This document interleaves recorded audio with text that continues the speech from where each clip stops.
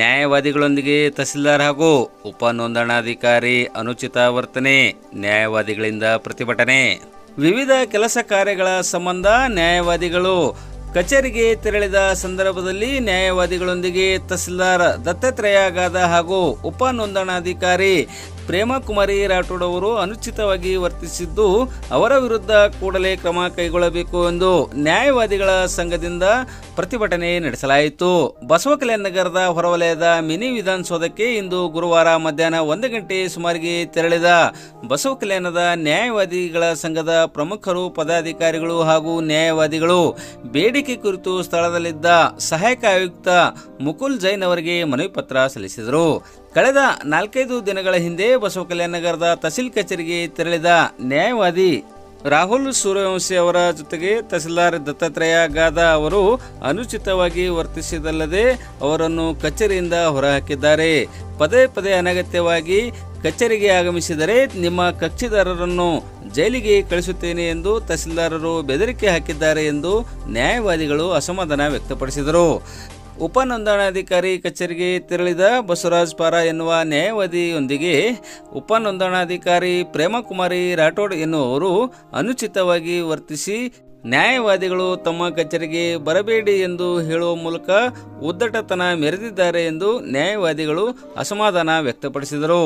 ಕೂಡಲೇ ನ್ಯಾಯವಾದಿಗಳೊಂದಿಗೆ ಅನುಚಿತವಾಗಿ ವರ್ತಿಸಿದ ಬಸವಕಲ್ಯಾಣ ತಹಸೀಲ್ದಾರ್ ದತ್ತಾತ್ರೇಯ ಗಾದ ಹಾಗೂ ಉಪ ನೋಂದಣಾಧಿಕಾರಿ ಪ್ರೇಮಕುಮಾರಿ ರಾಠೋಡ್ ಅವರ ವಿರುದ್ಧ ಕೂಡಲೇ ಕ್ರಮ ಕೈಗೊಳ್ಳಬೇಕು ಎಂದು ನ್ಯಾಯವಾದಿಗಳ ಸಂಘದಿಂದ ಸಹಾಯಕ ಆಯುಕ್ತ ಮುಕುಲ್ ಜೈನ್ ಅವರಿಗೆ ಸಲ್ಲಿಸಿದ ಮನವಿ ಪತ್ರದಲ್ಲಿ ಒತ್ತಾಯಿಸಲಾಯಿತು. ಈ ಸಂದರ್ಭದಲ್ಲಿ ನ್ಯಾಯವಾದಿಗಳ ಸಂಘದ ತಾಲೂಕು ಘಟಕದ ಅಧ್ಯಕ್ಷ ಭೀಮಾಶಂಕರ್ ಕುರ್ಕೋಟೆ, ಹಿರಿಯ ನ್ಯಾಯವಾದಿಗಳಾದ ಭಾಸ್ಕರ್ ಕಾಂಬ್ಳೆ, ರಾಹುಲ್ ಸೂರ್ಯವಂಶಿ, ವಿವೇಕ್ ನಾಗರಾಳೆ, ಬಸವರಾಜ್ ಪಾರ, BR ಕಾಟೆ, ವಿಜಯಕುಮಾರ್ ನಾಟೇಕರ್, CK ಹರ್ಕೊಡೆ, ಶಿವರಾಜ್ ಮೇತ್ರೆ, ಧರ್ಮಣ್ಣ ಚಾಂದೆ, ಪಂಡಿತ್ ನಾಗರಾಳೆ, ಬಸವರಾಜ್ ಮರ್ಪಳ್ಳೆ ಸೇರಿದಂತೆ ನ್ಯಾಯವಾದಿಗಳ ಸಂಘದ ಪ್ರಮುಖರು, ಪದಾಧಿಕಾರಿಗಳು ಉಪಸ್ಥಿತರಿದ್ದರು.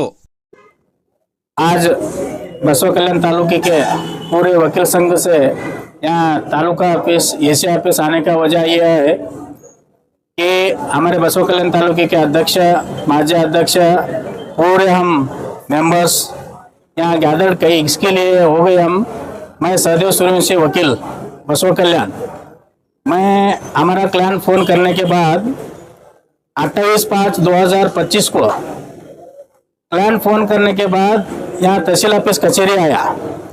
कचेरी आने के बाद क्या है बोले तो 107 केस हो गया सर, आप आइए बोले के बोलने के बाद मैं तहसील ऑफिस में आया। आने के बाद तो बेल पिटिशन और वकालतनामा लेके आए। लेके आने के बाद हम एंटर हो गए, हमारे कलीग एडवोकेट्स भी थे, हम ओपन कोर्ट में एंटर हो गए।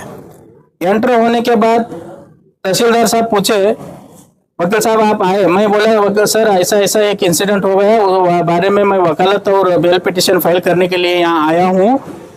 तो उन्होंने जवाब दिए, तुम वकील यहाँ आने की ज़रूरत नहीं है और तुम वकालत भी फाइल नहीं करना, यहाँ पे नहीं आना बोल के हमारे को क्या है बोले तो कोर्ट हाल से बाहर निकाले।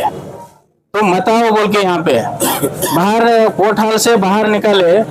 तो मैं तुम्हारे को कुछ भी अधिकार नहीं है 107 में आने का, या तहसील ऑफिस में तुम कहीं को आते हैं तुम ये तो नहीं सर जी नहीं अपनी कंप्लेंट ले लिया, नहीं सीज कर ली है सर जी। है 1:30 को आया था, मैं 1:30 PM को आया था। वो पूरा CCTV कैमरे में आता है।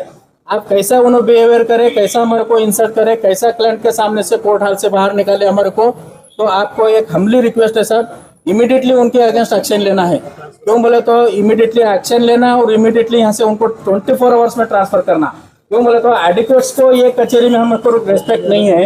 एडवोकेट्स प्लान के वजह से कौन से भी ऑफिस में जा सकते हैं, कौन से भी ऑफिस में उनको क्या नहीं नहीं सदैव जी ऐसा नहीं, मैं बोल रहा हूँ नहीं फाइल को इतना बोल के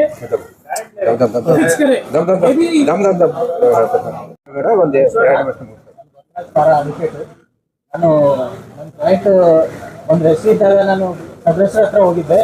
ಅವಾಗ ಅವರು ನೇರವಾಗಿ ಹೇಳ್ತಾ ಇದ್ದಾರೆ, ನೀವು ವಕೀಲರಲ್ಲಿ ಯಾರೂ ಬರಬಾರ್ದು, ಮತ್ತೆ ನಿಮ್ಮ ಕ್ಲೈಂಟ್ ಕಳಿಸಿ, ನೀವು ಬರೋ ಅವಶ್ಯಕತೆ ಇಲ್ಲ. ಮತ್ತೆ ವಕೀಲರ ಜೊತೆ ಅಸಭ್ಯವರು ವರ್ತಿಸ್ತಾ ಹಗುರವಾಗಿ ಮಾತಾಡ್ತಾ ಇದ್ದಾರೆ. अब सब जो भी एक्शन होगा, जिसने यदि कुछ गलती की होगी, इस टाइम एक्शन बाकी आप अभी 100% खंडित वकील थँक्यू